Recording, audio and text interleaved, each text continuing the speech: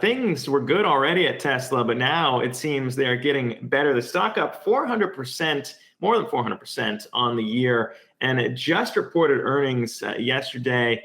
And it was a blowout quarter, ladies and gents. It reported a fifth consecutive quarter of profits, beating analyst estimates handedly. Also said it remains on track to deliver that 500,000 vehicle number in 2020. Also want to highlight third quarter profit, 76 cents a share on an adjusted basis. Also handily topped, again, the estimate there, 55 cents a share. So a lot of positives here for Tesla. I want to bring on our next guest to dig through the results of the quarter. That would be Ross Gerber, Gerber Kawasaki CEO. And Ross, it's good to have you back, my friend. I mean, when we look at the quarter, it's really hard. And I know this is our job, to present the other side here and look at maybe some weaknesses, some things to point out. Really hard to find those here, but what did you say about the quarter when you saw it? I think your point is valid. I mean, a year ago, Tesla had, the issue of maybe running out of money. They had less than $2 billion in the bank, and we went up and talked to Elon about, doing a secondary or a convertible offering, which he did the next day. So he had already thinking about that. And now I'm looking on the books and they've got over 14 billion in cash, which is greater than their debt level. It's like the best financial position. They can totally fund now with the capital they have, all of the investments they're making without having to go back to the markets. And the future has never looked so bright for Tesla. So I'm excited because we finally got through that struggle for survival stage. And now we're in the this gets really good stage. Yeah, in regards to that question, I mean, there are a lot of catalysts here. We've been talking about potential inclusion in the S&P 500 for a while here. It seems like one of those questions, since you can't point to the profitability thing, that's been answered. Again, 5 consecutive quarters of profits. But when you think about some of those question marks, it could be tied to the emission credits. Of course, Tesla has benefited from that.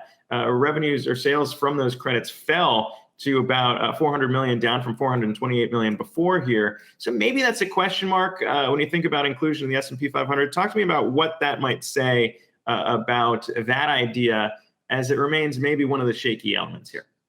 Well, I think that's sort of a unfair way to look at a company. Okay, so here's a company that makes an EV that knows that it gets a credit for taking this enormous risk and making a much harder vehicle that's better for the environment, where making a gas car is easy and it's horrible for the environment. So there's a reason why these credits exist. So to infer that that's not part of the business is I think disingenuous. I mean, the bottom line is that that's real cash that Tesla gets paid because other companies have failed at creating any sort of EV solution when they know they can. They just don't want to invest the money. So it's real money. They're getting paid this money, and they're going to get paid this money forever into the future while these companies can continue to dither with their ICE vehicles, Yeah, well, I mean, we know the number's going down. It went down this quarter, and we know that other companies out there are increasing their own EV efforts. We saw that with GM earlier announcing more than $2 billion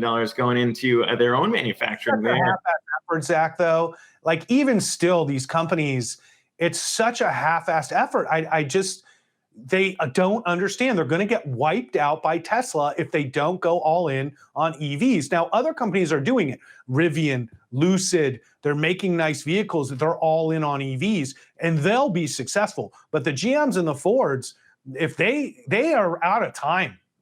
Yeah, I wanted to ask you about that too, though, because we did get the update. Of course, GM didn't reveal how much in terms of vehicle production or the actual numbers here. But when we talk about the GM, the EV Hummer, it's catching a lot of eyes here. I mean, the price tag is going to be north of 100,000 in the first run here, but saying that they sold out in reservations within an hour. So maybe there's some strength, there's some truth to the idea that, there's some sort of demand there on that front. But you say it's too late. What?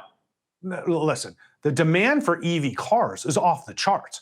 If these companies understood, like, just build EVs, people want them. Look at the Taycan, not even a great car, the #1 selling Porsche, but they're not even all in. I'm like, Porsche, dude, make a Cayenne. Like, what are you doing, right? Like, it's just like, it's crazy to me, right? So like the same thing with the Hummer. So how many Hummers can they make in 2022? My guess is less than 10,000. So this is a non-event. To say you've sold out a few trucks is a non-event, and nobody's going to buy a $120,000 truck when they can buy the same ICE truck for 50 grand. And so what GM is doing is trying to sell more ICE cars by making the EV so expensive that nobody's going to buy it. So it sells more ICE cars with higher margins. This is exactly what Volkswagen's done. It's exactly what Audi has done. They make crappy EVs so people buy the ICE cars instead. And they say, oh, well, we have an EV.